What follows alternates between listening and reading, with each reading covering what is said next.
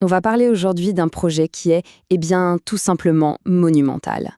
Un projet qui jette un pont spectaculaire entre l'époque des pharaons et notre 21e siècle, le Grand Musée égyptien. Son ouverture, ce n'est pas juste un événement, non, c'est une manière complètement nouvelle de se reconnecter à l'un des plus grands trésors de l'humanité. Pour se rendre compte de l'échelle du projet, il faut imaginer ça. Plus de 50 000 objets, dont beaucoup, mais alors beaucoup, n'avaient jamais été montrés au public. Et tout ça dédié à une seule et unique civilisation. C'est une concentration de trésors qui est juste unique au monde et qui nous offre une plongée complètement inédite au cœur de l'Égypte ancienne. Alors pour bien comprendre toutes les facettes de ce musée, on va suivre un petit parcours en 4 temps. D'abord, on verra l'ambition un peu folle du projet, ensuite comment son architecture incroyable dialogue avec les pyramides, puis on ira voir de plus près les trésors qu'il renferme, et on finira par analyser ce que ce géant change pour l'avenir de l'Égypte. Allez, on commence par le commencement. L'idée même de ce musée, c'est un projet d'une ambition, oui, pharaonique, c'est vraiment le mot. Le Grand Musée égyptien, qu'on appelle aussi le GEM, ce n'est pas un musée comme les autres, loin de là. Il a un statut vraiment à part. C'est le plus grand musée du monde entièrement consacré à une seule civilisation. Aucune autre culture ancienne n'a un écrin pareil, ce qui le place direct comme une référence culturelle mondiale. Mais ce musée, c'est surtout le résultat d'une persévérance incroyable. L'idée est née dans les années 90, et il a fallu des décennies pour qu'elle devienne réalité. Entre le moment où on l'a annoncé et l'inauguration, il a fallu passer au-dessus d'obstacles financiers, de gros changements politiques, de défis logistiques. Bref, c'est l'arrivée d'un vrai marathon. Un rêve national qui a traversé les époques.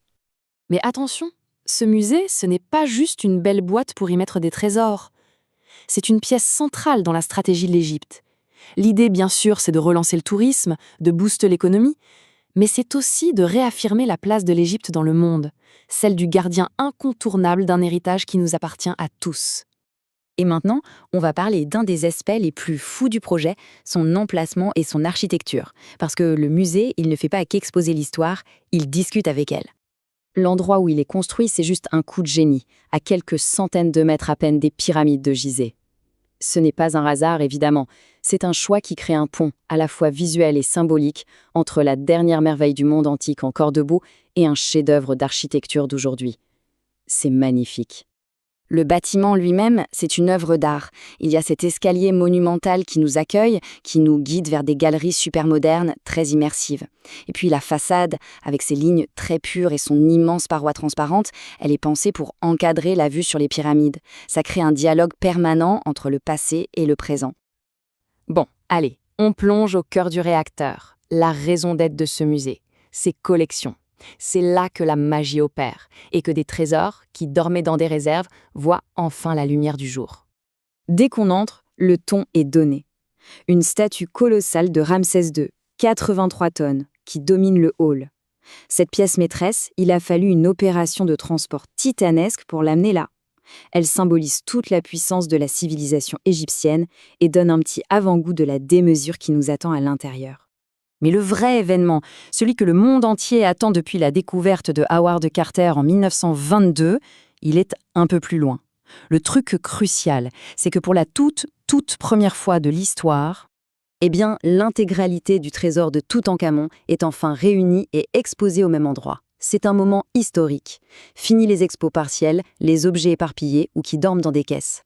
Le mythe du jeune pharaon, on peut maintenant le découvrir dans sa totalité, exactement comme il a été trouvé. Plus de 5000 objets. Il faut imaginer un peu. Des chars de guerre recouverts d'or, des bijoux d'une finesse incroyable, les sarcophages emboîtés les uns dans les autres et bien sûr, le fameux masque funéraire. Le fait de tout voir permet de comprendre non seulement la richesse folle de ce tombeau, mais aussi la vie, les croyances, les rituels de cette époque. Et cette présentation, elle est tout sauf figée, tout sauf poussiéreuse. Le musée, il mélange le savoir des archéologues le plus pointu avec les technologies les plus modernes. Il y a des écrans interactifs, des reconstitutions 3D, de la réalité augmentée.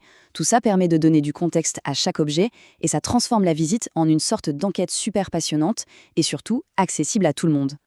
Ce qui nous amène à notre dernière partie, parce que l'ouverture du GEM, ce n'est pas juste un événement culturel, ça marque vraiment le début d'une nouvelle ère, avec des conséquences très profondes pour le pays et aussi pour la science. En fait, pour bien comprendre, il y a un avant et un après GEM. Avant, des milliers d'objets étaient stockés dans des réserves pleines à craquer, parfois dans des conditions pas terribles. Aujourd'hui, non seulement ils sont conservés dans des labos ultra-modernes, mais en plus ils sont magnifiquement mis en scène et replacés dans leur contexte. Pour l'égyptologie, c'est une véritable révolution. L'impact, il se joue donc à plusieurs niveaux. Pour la science, c'est une ressource inestimable qui va ouvrir plein de nouvelles pistes de recherche. Pour l'économie, c'est un moteur pour le tourisme qui est attendu comme le messie. Et pour l'identité du pays, c'est un symbole de fierté hyper puissant, un lien concret et spectaculaire entre l'Égypte d'hier et celle d'aujourd'hui. Et cette phrase, je trouve, elle résume parfaitement l'esprit du projet. Le GEM n'est pas qu'un trésor national.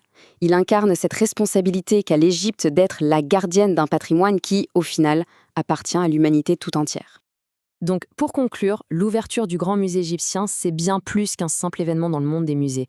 C'est vraiment le début d'un nouveau chapitre pour la civilisation égyptienne, pour la façon dont elle se raconte au monde, et surtout pour la façon dont on va pouvoir la redécouvrir.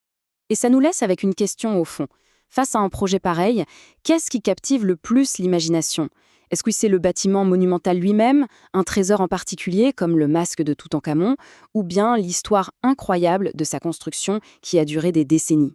La réponse, je crois, elle est aussi personnelle que l'expérience de la visite.